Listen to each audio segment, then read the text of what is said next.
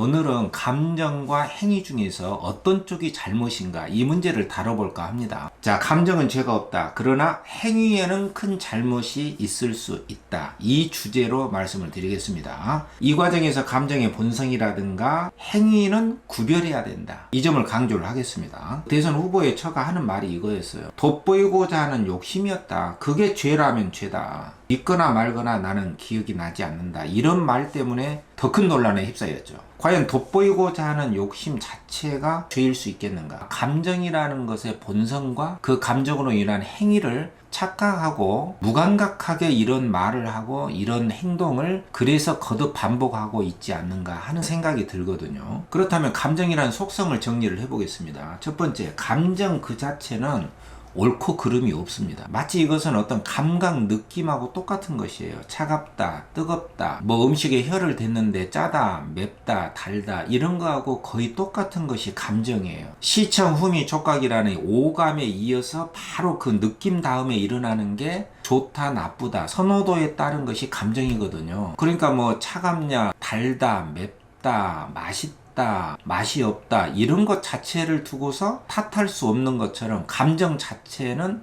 탓할 수 없는 게 맞습니다. 그리고 이 감정의 본성이라는 것은요, 일종의 생존 본능에서 오는 자연 발생적인 것이거든요. 뭐 불안을 느낀다거나 슬픔을 느낀다거나 외로움을 느낀다거나 우울을 느낀다거나 화가 난다거나 이런 것 자체는 탓할 수가 없는 것이고요. 어떤 환경 적응적인 대응하려고 하는 어떤 본연의 생존 욕구고 본능적인 느낌으로부터 비롯된 것입니다. 이른바 생존 적응의 과정에서 몸과 마음이 보여주는 굉장히 적응적인 기제다 이렇게 볼 수가 있거든요. 뭐 흥미로운 실험도 있지 않습니까? 토끼가 뱀을 무서워하는데 그 무서워하는 불안을 느끼는 그 변형계라고 하는 그 부분을 제거를 해버렸더니 뱀을 무서워하지 않고 다가갔다가 뱀에게 물려 죽는 그런 실험도 우리가 보고된 바가 있거든요. 각종의 감정이라고 하는 것은 굉장히 즉각적이고 본능적으로 생존하기 위해서 그 적응적인 기제로 발달시켜온 굉장히 진화론적인 관점에서 우리 인간이 갖게 된 자연스러운 본성이다 이렇게 이해할 수가 있거든요. 그 본능적인 불안감이라고 하는 것은 바로 생존에 유리하게 발달시켜 온 것이라고 볼 수가 있는 거죠. 만약에 그 불안감이 없기 때문에 오히려 물려 죽은 것이고 불안감이 있기 때문에 대응을 하고 또 적응을 하고 준비를 해서 그 불안감을 제거하기 위한 차원에서 인간의 행위가 이루어지기 때문에 모든 인간이 가지고 있는 감정이라고 하는 것은 굉장히 환경에 적응하기 위한 생존의 본능적인 느낌이다. 일단은 이렇게 볼 수가 있는 것이죠. 즉각적인 반응과 느낌이기 때문에 이 감정 자체가 어떤 감정은 옳고 어떤 감정은 그르고 어떤 감정은 선하고 어떤 감정은 악하고 어떤 감정은 고급스러운 것이고 어떤 감정은 저급하고 저열한 것이다. 이렇게 따지기가 어려운 게 감정입니다. 말하자면 자연현상의 흐름처럼 일어나는 게 감정이기 때문에 그 감정 자체를 탓하거나 평가할 수는 없는 것이죠. 어떤 사람이 외로움이나 불안을 느끼고 있다고 해서 왜 그것을 느끼고 있느냐 이렇게 따진다는 것은 공감하지 못하는 것일 뿐이지 그 사람의 감정 자체를 평가할 수는 없다 이렇게 볼 수가 있는 것이죠.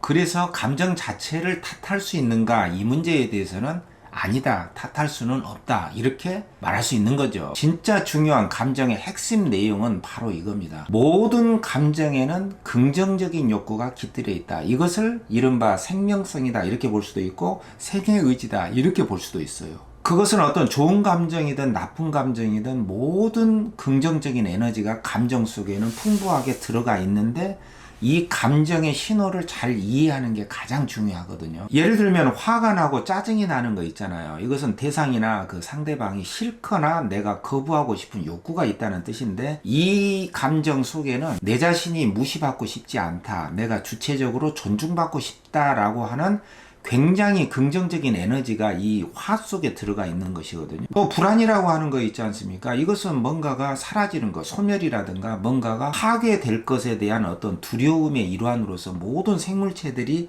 다 가지고 있는 감정입니다. 1차적인 감정이에요. 그래서 번불안이라고도 하거든요.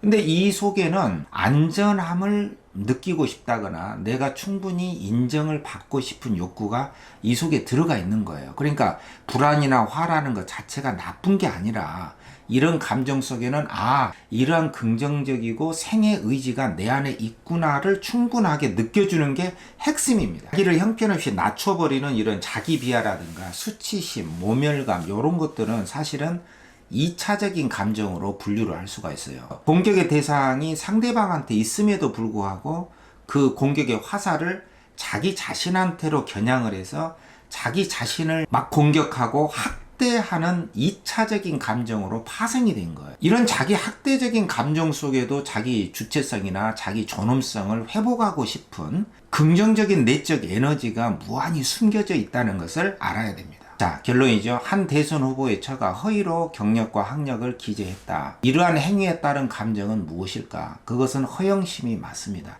자만심하고 친구 관계거든요. 이 허영심이라는 것은 최근에 불거지고 있는 한 이대생의 성적 조작 논란도 이와 유사한 성격의 감정이라고 볼 수가 있거든요. 근데 이러한 허영심이라는 감정 속에도 긍정적인 욕구가 깃들여 있는가? 그렇습니다.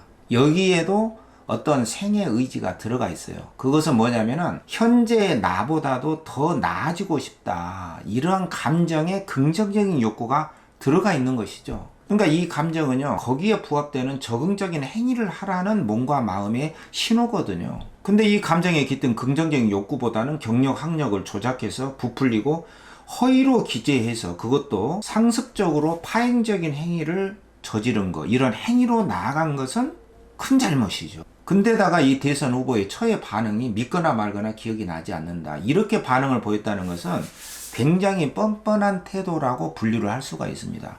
근데 이것을 당당하다, 솔직하다 이렇게 혼동을 하는 것은 잘못된 것이죠. 무자각적으로, 다시 말해서 자각하지 못한 상태이거나 고의적으로 일부러 했거나 간에 뻔뻔함의 태도다라고 평가할 수가 있어요. 돋보이려고 한 게 과연 죄인가? 이 문제에 대해서는 아니다. 그 감정 자체는 죄가 아니다. 이렇게 말할 수가 있어요. 왜냐하면 모든 사람들이 현재보다도 더 잘 보이고자 하는 감정과 욕구를 가지고 있고 그 자체는 잘못된 게 아니라고 볼 수가 있죠. 이 감정 자체에는 더 나아지려고 하는 긍정적인 욕구와 에너지가 있는 것이거든요. 그렇기 때문에 그 허영심을 승화시켜서 자기의 삶을 실속 있게 갖고 나가려는 진지한 노력을 해야 되는데 자신의 학력과 경력을 습관적으로 허위 조작한 일탈적인 행위로 연결시킨 거, 그게 잘못된 것이죠. 그렇다면 이런 착각 내지는 무지의 상태를 병으로 볼 수 있는가? 이 문제에 대해서는요, 이 자신의 감정과 행위 중에서 어떤 것이 잘못된 것인지를 모르고 계속 이런